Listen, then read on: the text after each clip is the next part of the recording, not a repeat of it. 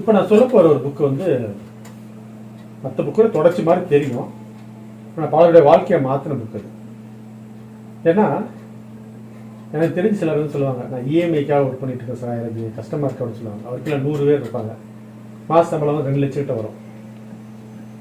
Appointment fix பண்ணுவாங்க. நான் அப்போ லேண்ட்மார்க் எஜுகேஷனில் முக்கியமான பொறுப்பு இதெல்லாம் லீடர்ஷிப்ல எல்லாம் இருந்திருக்கேன். அப்போ என்கிட்ட நம்பிக்கை வச்சு பேச வருவாங்க. அப்போ அப்பா டைமே இருக்காது. விடிய காலையில் 5 மணி 6 மணிக்கு கொட்டிவாக்கத்தில் அந்த பீச்சில் நடந்துட்டு ஒரு 5லேருந்து ஒரு 6 மணி 7 மணிக்குள்ளே வாக்கிங் முடிச்சிடுவோம். பாலவாக்கம் கொட்டிவாக்கம். அந்த டைமில் நாங்கள் சில விஷயம் டிஸ்கஸ் பண்ணிட்டே போவோம். அந்த மாதிரி நான் சொல்கிற நபர்கிட்ட அப்போ நம்ம டிஸ்கஸ் பண்ணி பல விஷயங்களை யோசிச்சுட்டு மாதிரி பிரச்சனை இருக்குது, அப்படி பிரச்சனை இருக்குது அப்படி சொல்லும்போது அதுக்கு என்ன தீர்வு பண்ணலாம் அப்படிலாம் யோசிப்போம். ஸோ பெரிய லெவலில் நான் சொல்கிறது வந்து ஒரு 8 இயர்ஸ் முன்னாடி சொல்கிறேன். 8 இயர்ஸ் 9 இயர்ஸ் முன்னாடி அப்படி இருக்குமா நிலமை அப்படின்னா இன்னைக்கு கேட்க வேணாம்.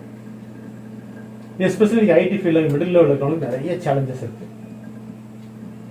அப்படிங்கும்போது ஒரு சிலருக்கு எம்டினஸ் ஃபீல் பண்ணுறாங்க, சிலருக்கு வந்து கீழே சபார்டினேட் சரி அமையலன்னு ஃபீல் பண்ணுறாங்க, சிலருக்கு வந்து அண்டையில் ரியலிஸ்டிக்காக டார்கெட் ஃபிக்ஸ் பண்ணிட்டு இருக்காங்க, இன்க்ரீஸ் பண்ணிட்டே போகிறாங்க, சில ஃபீல் பண்ணுறாங்க.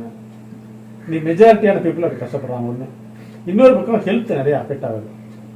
இந்த எலக்ட்ரோ மேக்னட்டிஸ் அந்த ரேஸோடைய பாதிப்பு வந்து கடுமையாக பாதிப்பு இருக்குது.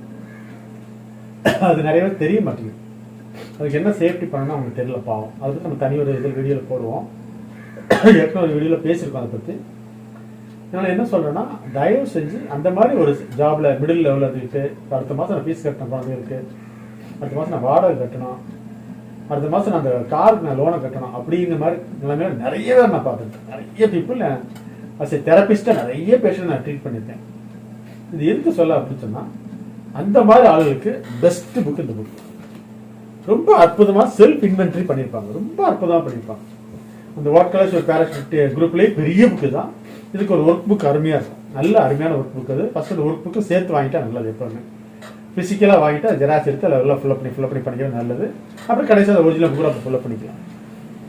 அதில் வந்து அடிப்படையாக பார்த்தீங்கன்னா பர்பஸ் ஆஃப் லைஃப் கேட்பாங்க. பர்பஸ் ஆஃப் நிறைய பேருக்கு தெரியல. டு பி ஃப்ராங்க், எனக்கு தெரிஞ்ச 90% நான் பார்த்து பேசின வரைக்கும் பார்த்தீங்கன்னா நான் பர்பஸ் ஆஃப் லைஃப் உனக்கு என்ன உன்னோட மிஷன் என்ன தெரியாது. வாட்ஸ் யுவர் மெயின் வேல்யூ தெரியாது.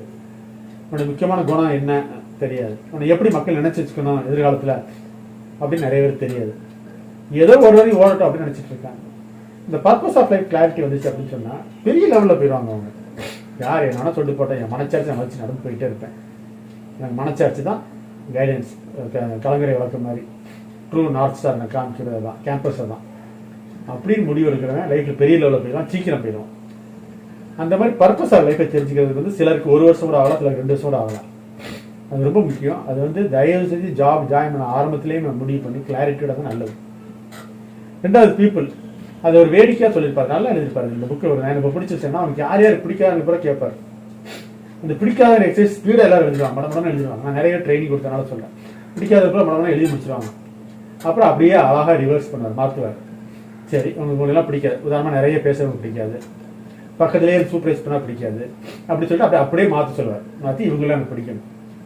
அதுக்கு பிறகு அப்போ இந்த மாதிரி அழகாக நீ போட்டுக்கோ, இந்த மாதிரி ஆஃபீஸில் வேலை செய்வேன்னு சொல்லி அது எடுத்துகிட்டு டைரெக்டாக அப்படி கொண்டு வர மாட்டார். ஃபஸ்ட்டு பிடிக்காத கேட்டுட்டு அதுலேருந்து அப்படியே ஆப்போசிட்டான எழுதிட்டு அதில் எனக்கு வேணும்னு எழுதி வைப்பார். இது வந்து இப்போ ப்ராக்டிக்கலான அனுபவம் நான் பார்த்துருக்கேன். ரொம்ப இன்ட்ரெஸ்ட் எல்லாம் சிரிச்சுட்டே எழுதுவாங்க இந்த எக்ஸசைஸ் பண்ணும்போது. அதே மாதிரி ஒர்க்கிங் கண்டிஷன் என்ன மாதிரி சூழ்நிலை வேலை செய்ய விரும்புகிறேன், அது ரொம்ப முக்கியம் எனக்கு இல்லாமல். ஏன்னா லைஃப்பில் மேஜர் போர்ஷன் அங்கே தான் ஐடியில் ஒர்க் பண்ணும்போது ஆல்மோஸ்ட் ஒரு 70% அங்கே தான் இருக்கிற மாதிரி ஆயிடுது. தூங்குறதா வீட்டுக்கு வர மாதிரி ஆயிடுது இல்லாமல். அதே மாதிரி டிரான்ஸ்ஃபரபிள் ஸ்கில்ஸ் லைஃப்பில் நிறைய சேலஞ்சஸ் ஃபேஸ் பண்ணியிருப்பாங்க. அந்த சேலஞ்சை ஃபேஸ் பண்ணி அவங்க ஜெயிச்சிருப்பாங்க. இந்த ஸ்கில்ஸை அப்படியே அவங்க யூஸ் பண்ண முடியும், ஜாபில் யூஸ் பண்ண முடியும். இதான் டிரான்ஸ்ஃபரபிள் ஸ்கில்ஸ்னு சொல்லுவாங்க. அந்த ஸ்கில்ஸ் என்ன நம்ம ஒரு பெரிய லிஸ்ட் வச்சுக்க நல்லது. எப்போதுமே நம்ம அந்த ஸ்கில்ஸ் இருக்க மாதிரி ஜாபாக தேடி போகிறது, அந்த மாதிரி பிரிவுகளாக போகிறது, அந்த மாதிரி விங்காக தேடி போகிறது வந்து ரொம்ப ரொம்ப நல்லது. ஸோ இந்த டிரான்ஸ்ஃபரபிள் ஸ்கில்ஸ். நாலேஜ், என்னோட ஜாபை பற்றி தரோ நாலேஜ், காம்பிடன்ஸ், நம்பர் 1 காம்பிடன்ஸ். இப்போ எங்கள் இதில் இன்ஜினியர் வீரப்பன் இருக்காங்க. சாதாரண ஒரு ஃபேமிலி பேக்ரவுண்ட் வந்து ஆல் இந்தியா கிராஜுவேட் இன்ஜினியர்ஸ் அசோசியேஷனில் பிரசிடென்ட் ஆகிற அளவுக்கு வந்தாங்க. அவ்வளோ காம்பிடன்ஸ். அவருக்கு இருக்கிற நாலேஜுக்கு சொந்தமாக புக் போடுறது எவ்வளோ சம்பாதிச்சிருக்கலாம். ஆனால் நிறைய புக்கு போட்டு அதெல்லாம் அசோசியேட்டுக்கு வருமானம் வர மாதிரி பண்ணி கொடுத்தாரு. எப்போ அசோசியேட் பணம் இல்லையா, அப்போ டிசைன் அசோஸ் ஃபார் ஆல்னு ஒரு புக்கை போட்டு ஏதாவது லேட்டஸ்ட் விஷயங்கள், அற்புதமான விஷயங்கள், கிடைக்காத விஷயங்களை போட்டு அது அசோசியேட் கிடைக்கிற மாதிரி பண்ணிடுவார். வருமானத்தை போட்டு அசோசியேட் கொடுத்துருவார், அசோசியேட் ஆஃப் இன்ஜினியர்ஸ். அவ்வளோ அற்புதமான ஒரு பிரமாதமான மனிதர் அவர். எங்களுக்கு கிடைச்ச ஒரு பெரிய குரு அவர். ஸோ அப்போ என்னன்னா அந்த நாலேஜ் லேட்டஸ்ட் அவர் என்ன நிறைய கேம்ப் போவார். கேம்பில் ஒவ்வொரு இடத்துல என்ன ப்ராப்ளம் ஃபேஸ் பண்ணுறான்னு பார்ப்பாரு. என்ன தேவை இருக்கு போகிற எல்லாம் பார்த்து ஒரு சின்ன book mini technique hand போட்டுருவார்.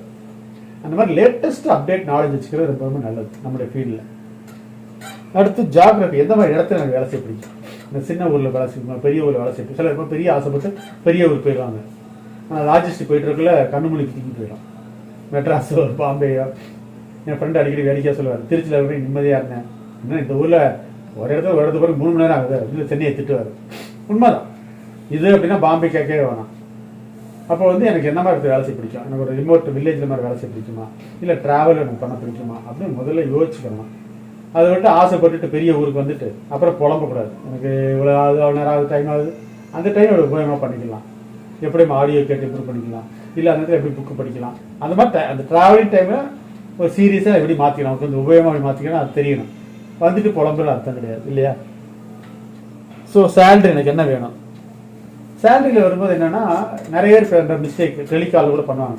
Sir எனக்கு இவ்வளோ சம்பளம் வேணும் சார். இவ்வளோவா எப்படி யோசிக்கும் போது ஆமாம் சார் எனக்கு இவ்வளோ கடன் இருக்குது சார். நான் அவர் வாங்கின கடனுக்கு அவருக்கு இருக்க எதிர்பார்ப்புக்கு நம்ம வேலைக்கு சம்பளம் கொடுக்கணுமா. அவர் செய்கிற வேலை என்ன எதிர்பார்க்குறாரோ சம்பளம் அதோட 10 மடங்கு கேட்பார். அவர் கேட்டால் எனக்கு அவ்வளோ கடன் இருக்கும்பாரு.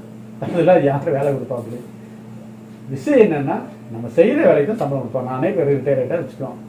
எனக்கு கவர்மெண்ட்டில் அப்படி பண்ண போகிறேன் இப்படி பண்ண போகிறேன், எனக்கு பென்ஷன் வந்து 10 மடங்கு கொடுங்க கொடுப்பாங்களா? கொடுக்க மாட்டாங்க. நிறையா பேசுகிற டெலிகாலில் பண்ணுற முதல் மிஸ்டேக் எனக்கு இவ்வளோ சம்பளம் வேணும்னு பேசுறது.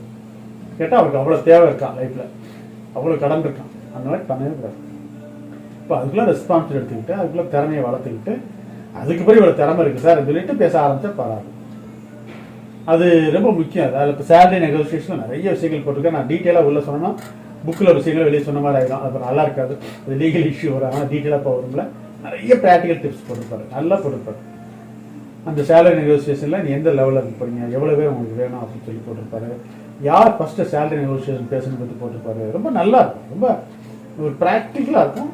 50 இயர்ஸ் நம்பர் 1ல் இருக்காருன்னா அது எல்லாம் அனுபவத்துப்பட்டு போட்டிருப்பாரு. அந்த மாதிரி ஒரு நல்ல புத்தகம் அது. இந்த 7 தெளிவாக இருந்தோம்னா அதெல்லாம் ஃபுல்லப் பண்ணும்போது ஓவரலாக பாடக்கூடிய ஜாபாக தேடி பார்த்து எதுக்கு தேவை இருக்குன்னு அதை பார்த்துட்டு நமக்கு எது பொருத்தமாக இருக்குன்னு பார்த்துட்டு எது நம்ம ரொம்ப நாளைக்கு லைஃப்பில் பண்ண முடியும் அப்படின்னு யோசிச்சு பார்த்துட்டு அதுக்குள்ள அளவுக்கு ஃபிசிக்கல் நம்ம உடம்பு இருக்கா, மனசளவு நம்ம தெளிவாக இருக்கான்னு பார்த்துட்டு நாங்கள் சொல்கிறோம்ல 8 டைப்ஸ் ஆஃப் வெல்னஸ், அந்த 8 டைப்ஸ் ஆஃப் வெல்னஸ் டெவலப் பண்ணிட்டோம்னா லைஃப்பில் பெரிய லெவலில் போக முடியும். Wish you all success. Thank you.